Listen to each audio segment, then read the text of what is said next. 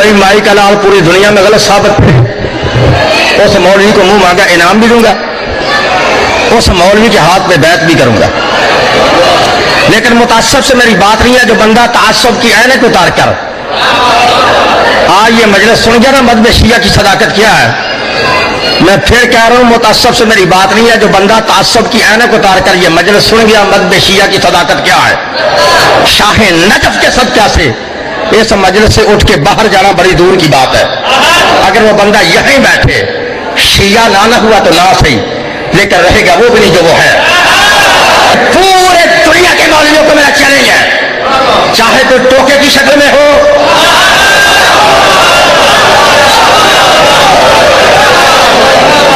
चाहे तो जलाली की शक्ल में हो, चाहे तो दुनिया भर का डंगर हो, तमाम मौलवियों को मेरा चैलेंज, अगर इनके दम में दम है, इस आयत का मुझे जवाब दे दें, हम मदद भी छोड़ देंगे, इस मौलवी के हाथ में बैठ भी करेंगे, वो मांगा इनाम भी देंगे। चौथी आयत पर पारा नंबर 16 है, सूरह मरियम है। पूरे जहन रख के मेरे साथ ये तर्जुमा समझे। पारा नंबर 16 सूरह मरियम। कुरान में आयत ना हो तो फिर मैं मुजरिम, तर्जुमा गलत हो तो मैं वाजिबुल कत्ल। सुन, अल्लाह फरमाता है सुम्मा लनज़िअन्ना मिन कुल्ली शिय्यातिन अय्युहुम अशद्दु अलर रहमान अतिया। अल्लाह फरमाता है हशर के दिन हम तमाम नाफरमानों को, तमाम अकरहाओं को शीलों से निकाल कर अलग करके जहन्नम में फेंक देंगे। बिस्मिल्लाहिर्रहमानिर्रहीम। नाज़रीन, चैलेंज किया गया था, वो चैलेंज करती है और उतने बड़े नवाब हो, तो मैं कहता हूं कि चैलेंज कबूल कर लिया गया है। आज इस वीडियो के आखिर में हम तारीख सब कुछ जो है वो बता देंगे, किस तारीख को आप किस जगह आ जाए। अगर वो फिर हमें लफ्ज का इस्तेमाल भी आता है, ठीक है। मैं आपको सारी उसकी बातों में जवाब दूंगा और वो ऐसे जवाब दूंगा कि क़यामत तक अगर वो जवाब दे पाएंगे तो कभी नहीं जवाब दे पाएंगे, वो कभी जवाब नहीं दे पाएंगे इंशाअल्लाह। ऐसी जो है ये बेवकूफ कुरान का अवाम को, और वो कुरान पर बात करते हैं, ये झूठ बोला है कुरान पर उसने जो आयत में पेश किया है कि शियों में से ये सुन्नियों और बरेलियों को निकाल कर जहन्नम में डाल देंगे। ये झूठ बोला है कुरान पर। क्यों बोला है झूठ कुरान पर? इसलिए क्योंकि इनके बुजुर्गों ने किताब लिखी फस्लुल खिताब। क्या नाम है किताब का? फस्लुल खिताब। और वो पूरी किताब इस मौजू पर है कि ये कुरान वो नहीं है जो मोहम्मद अरबी सल्लल्लाहु अलैहि वसल्लम हुआ था। इस कुरान के अंदर तारीफात हो चुकी हैं और कुरान को गिराया जा चुका है, कई कई सिपारे गिराया जा चुका है। इंशाअल्लाह ये ऑपरेशन मैं करूंगा। पहले मैंने हदीस किरदार पर तहकीकी बात की थी, मैंने किसी को बुरा भला नहीं कहा था, लेकिन आइए आज देखते हैं कि इनकी हकीकत क्या है। सबसे पहले जो इन्होंने आयत करीमा वो पेश की सूरह मरियम की आयत नंबर 69। बिस्मिल्लाहिर्रहमानिर्रहीम। आयत करीमा क्या है? अल्लाह जान फरमाता है सुम्मा लिनज़िअन्ना मिन कुल्ली शिय्यातिन अय्युहुम अशद्दु अलर रहमानि अतिया। सूरह मरियम की आयत 69। अल्लाह फरमाता है और फिर हम उस ग्रोह में से, पहला मैं हर आयत का पहला मैं तर्जमा करूंगा, हकीकी तर्जमा, तहकीकी तर्जमा, और फिर मैं उनका निज़ामी जवाब दूंगा। और मैं आपके इल्म के लिए अर्ज करता चलूं, पूरे कुरान में लफ्ज शिया जो है, जिसका मानी वो करता है जी हम है शिया, वो पूरे कुरान में 9 मरतबा आया है। 9 मरतबा लफ्ज शिया आया, और ये किन मानों में आया मैं आपके सामने पेश करने लगा हूं। जो है ना, अब आप देखें पहली आयत में से पेश की 9 मकामात में से पहला मकाम जो पेश करने लगा हूं सूरह मरियम की आयत नंबर 69 है, जो मसूफ ने खुद पेश की थी। मसूफ का शक्ल देखें ना आप शक्ल गौर से तो मालूम हो जाएगा कि ये किस किस्म का आदमी है।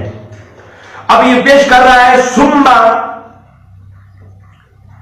लिनज़िअन्ना मिन कुल्ली शिय्यातिन। इस शिय्यातिन पर बहुत जोर दिया उसने। तो ना लफ्ज शिया का मानी ग्रोह है। पहला तहकीकी तर्जुमा सुने, अल्लाह साहब फरमाता है और हम ग्रोह में से, उस ग्रोह में से गुमराहों को निकाल कर जहन्नम में डाल देंगे। नाफरमानों को जिन्हें रहमान की सरकशी की है, हम उसको निकाल के उस ग्रोह में से, जो जन्नती ग्रोह होगा उसमें से निकाल कर जहन्नम में डालेंगे। किन को? جو انہوں نے حیوان کی نافرمانی کی ہے. اب سامعین یہاں یہ بات تو ہے تحقیقی ترجمہ. اب آؤ الزامی ترجمہ. جو ترجمہ موصوف کر رہے تھے اگر وہ ترجمہ کرو تو یہ انہی کے خلاف جاتا ہے. کیسے؟ فرمایا من کل شیعۃ، یہاں من بیانیہ ہے یا من تبریزیہ ہے، اس میں بات نہیں ہے. جہاں بنا من کل شیعۃ، جو کل شیعہ ہیں ان میں سے ہم نافرمانوں کو نکالیں گے. بات سمجھ آئیے نا. فرمایا ان شیعوں میں سے جو نافرمان شیعہ ہیں ان کو نکال کے ہم جہنم میں ڈالیں گے. یہاں یہ بات انہی کے خلاف جا رہی ہے. کیوں؟ فرمایا من کل، اس من پر غور کریں آپ. اس من کا من بیانیہ ہو یا من تبریز، اس میں بات نہیں ہے، لیکن توجہ فرمائیں کہ اگر من کل شیعہ، کل جو شیعہ ہے ان میں سے جو شیعہ من آئے ان کل شیعہ میں سے جو شیعہ اللہ کی نافرمان ہے، رحمان سے سرکشی کرتے ہیں، ان کو نکال کے ہم جہنم میں ڈالیں گے. اس کا آیت اگر ان کا ترجمہ کیا جائے تو یہ آیت انہی کے خلاف ہے. پہلی آیت. دوسری آیت کریمہ جو اللہ تبارک تعالیٰ نے قرآن کریم میں بیان فرمائی اور اس میں لفظ شیعہ آیا وہ ہے سورہ قصص کی آیت نمبر 4. اللہ تعالیٰ فرماتا ہے ان فرعون علا فی الارض وجعل اہلہا شیعا. اللہ تعالیٰ فرماتا ہے، اب پہلا صحیح ترجمہ سنیں، میں ہر آیت کا پہلا صحیح ترجمہ بتا رہا ہوں. صحیح ترجمہ یہ ہے اور فرعون نے تکبر کیا، غرور کیا اور اس نے جو اس کے باشندے ہیں ان کو اس نے شیعہ بنا دیا، یعنی گروہ بنا دیا. لفظ شیعہ استعمال ہوا. شیعہ کا معنی گروہ ہے. یعنی فرعون نے غرور کیا، وہ سرکش ہوا اور اس نے اپنے آپ کو خدا کہا. تو اس نے کیا کیا؟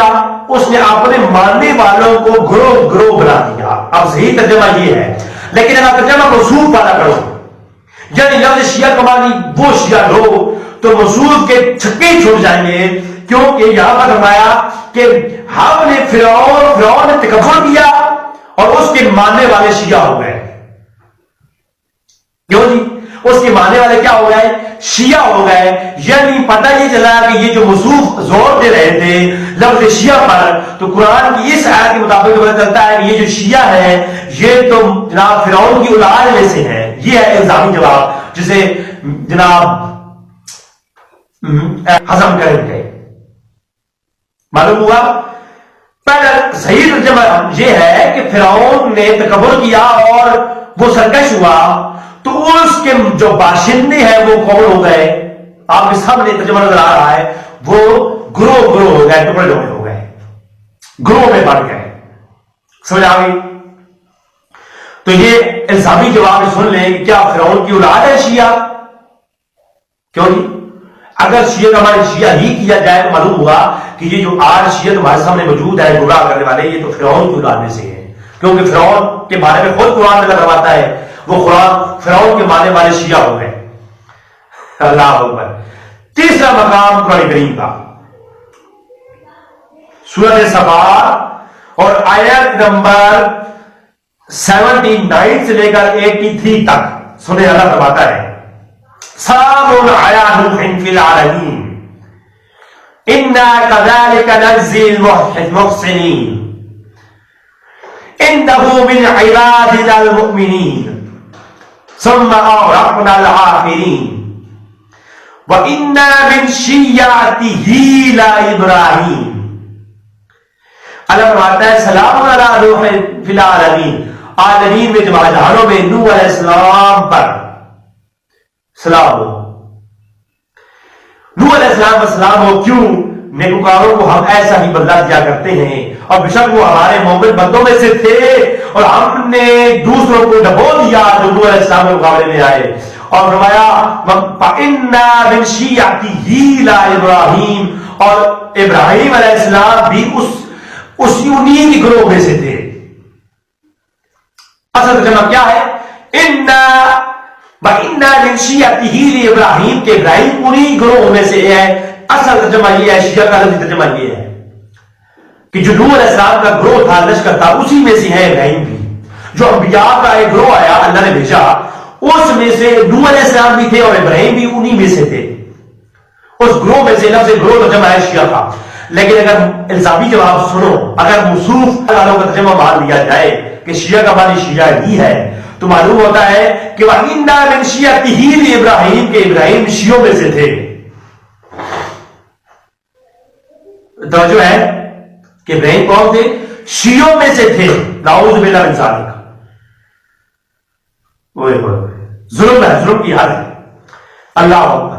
اگلا مقام قرآن کریم کی سورۃ حجر کی آیت نمبر 10 اللہ ارشاد فرماتا ہے وَلَقَدْ أَرْسَلْنَا مِن قَبْلِكَ فِي شِيَعِ الْأَوَّلِينَ، اور ہم نے تم سے پہلے گروہ میں پیغمبر بھیجے کہ وہ جو گروہ میں ہم نے پیغمبر بھیجے، ہم نے ان کو نگواہ بنا کر بھیجا. اس آیت کے اوپر سے اگر آپ پڑھیں تو معلوم ہوتا ہے کہ اللہ فرماتا ہے ہم نے پیغمبر بھیجے گروہ کی صورت میں. یہ اصل ترجمہ ہے ان کی طرف، ان گروہ کی طرف جو گمراہ تھے. توجہ ہے، اللہ فرماتا ہے ہم نے وہ ان گروہوں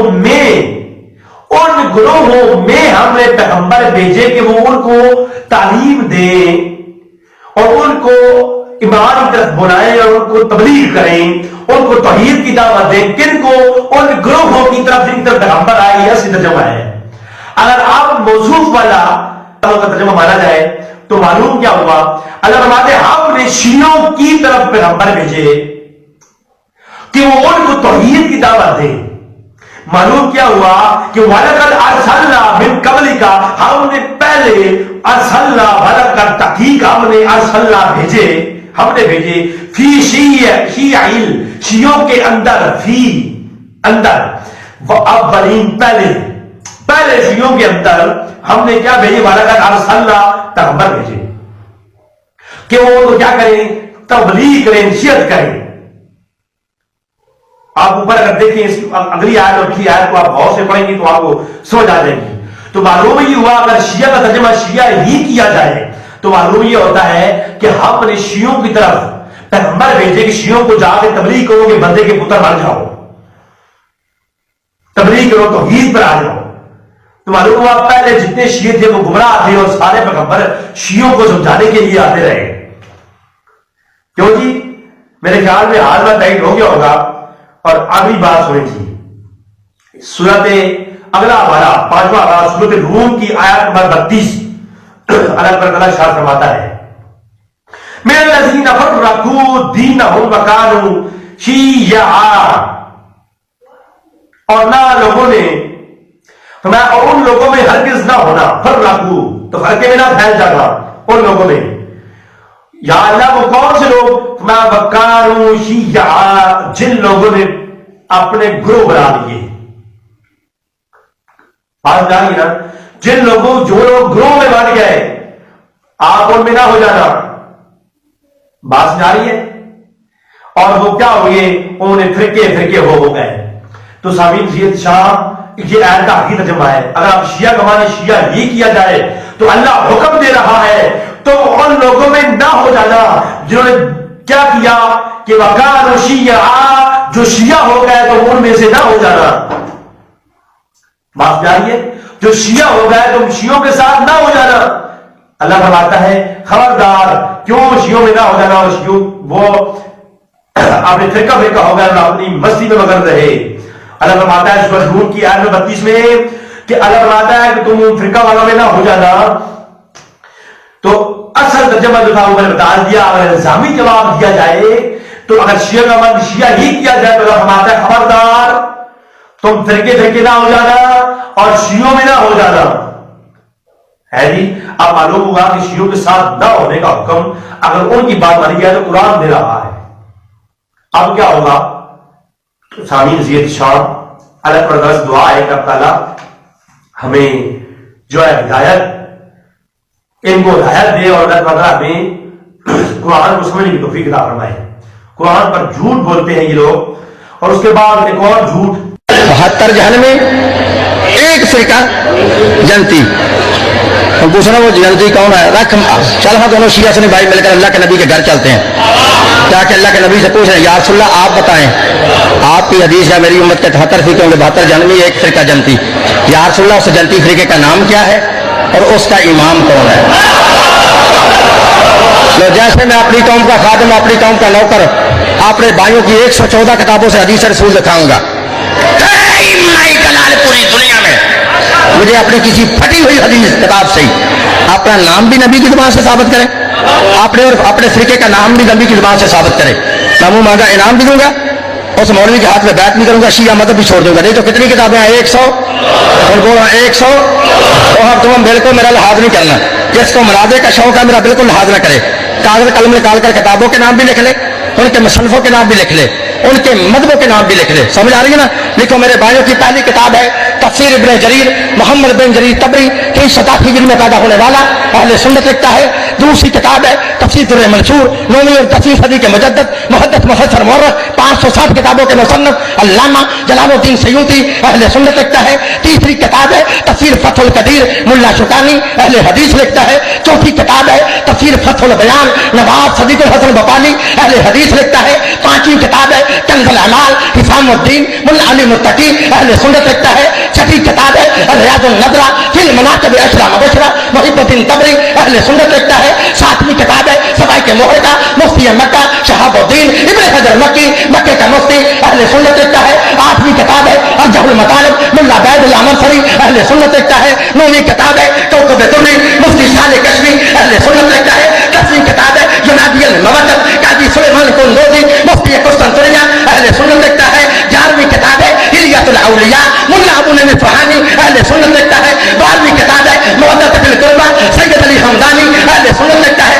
13ویں کتاب ہے فرائض السمتین، علامہ حمدانی اہل سنت لکھتا ہے۔ 14ویں کتاب ہے کتابہ ڈاکٹر طاہر القادری اہل سنت لکھتا ہے۔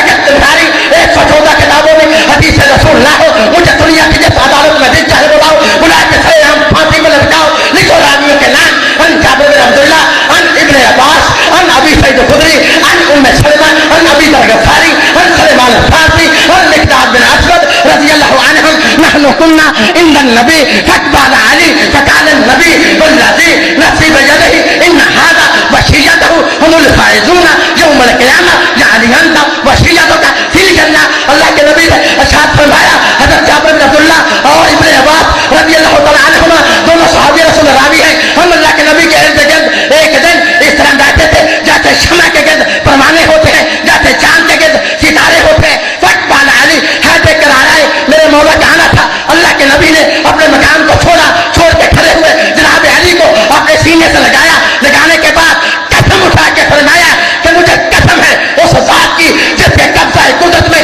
نئی محمد کی جان ہے، جن لوگوں نے قیامت کے دن کامیاب ہونا ہے، جن لوگوں نے قیامت کے دن جنت میں جانا ہے، مذہب ان کا شیعہ ہوگا، امام ان کا حیدر کرار۔ 114 کتابوں میں ہے جی کہ شیعہ جنت میں جائیں گے اور ان کا امام علی ہوگا۔ میں کہتا ہوں میرا چیلنج ہے اس پر، کوئی مدعا ہو تو ہمیں جواب دے کہ پہلا حوالہ دیا امام طبری رحم اللہ، جو تفسیر ابن جریر طبری کے نام سے ان کی کتاب، اس کا نام حوالہ دیا۔ میں یہ چیلنج کرتا ہوں پوری تفسیر ابن جریر طبری کے اندر وہ روایت دکھا رہے جو موضوع پیش کر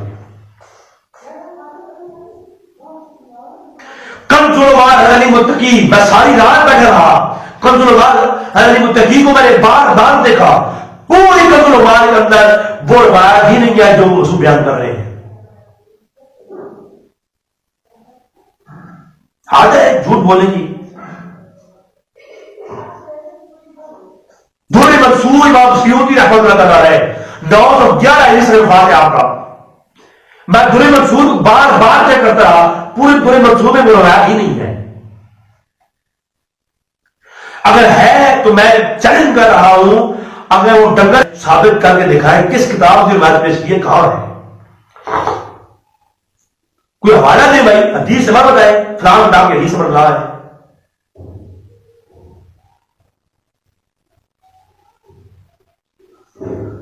امام بغوی کا حوالہ دیا، امام بغوی کی کتاب میں وہ حدیث نہیں ہے، شرح سننا کے اندر کوئی کتاب نہیں ہے، اس میں حدیث نہیں ہے وہ.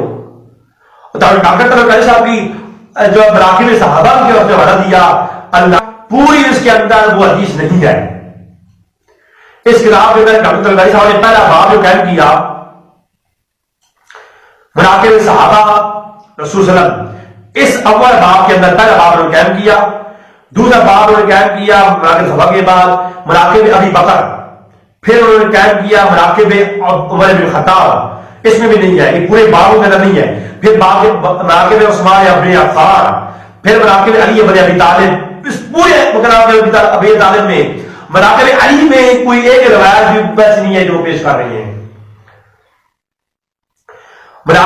جامعہ مراقب الخلفاء راشدین، مراقب مہاجرین، مراقب انصار، مراقب اہل بدر و حدیبیہ، یہ سارے بات میں سنا رہا ہوں، ان کے اندر نہیں حدیث. مراقب عشرہ مبشرہ و مراقب صحابیات، مراقب اہل البیت و قرابۃ الرسول صلی اللہ علیہ وسلم، مراقب امہات رسول امہات مومنین ازواج رسول.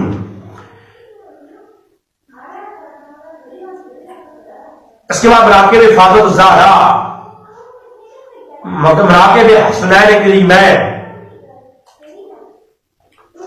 مراقب امام محمد بن مہدی.